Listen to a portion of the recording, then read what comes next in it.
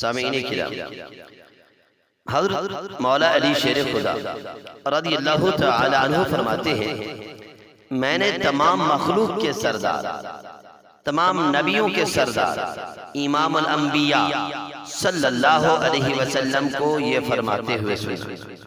حضور فرماتے ہیں، میں نے جبرائیل کو فرماتے سنا۔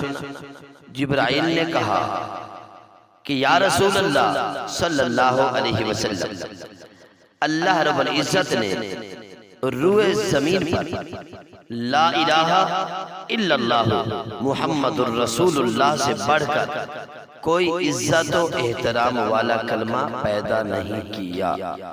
اس کلمے کی برکت سے زمین و آسمان، درخت، میدان، سمندر، یہ ساری مخلوقات جو ہے اس کلمے کی برکت سے قائم ہے۔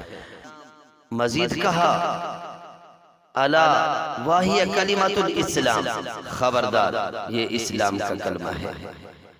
الا وہی کلمۃ القرب، خبردار یہ قریب کرنے والا کلمہ ہے۔ الا وہی کلمۃ التقوی، خبردار یہ پرہیزگاری کا کلمہ ہے۔ الا وہی کلمۃ النجاہ، فرمایا خبردار یہ نجات دینے والا کلمہ ہے۔ الا وہی کلمۃ العلیاء، خبردار یہی کلمہ علیاء ہے۔ تو سامعین کرام، اگر کلمہ طیبہ کو ترازو کے ایک پلڑے میں رکھا جائے، جبکہ ساتوں زمین، ساتوں آسمان کو دوسرے پلڑے میں رکھا جائے، تب بھی کلمہ طیبہ والا پلڑا جو ہے بھاری ہو جائے گا۔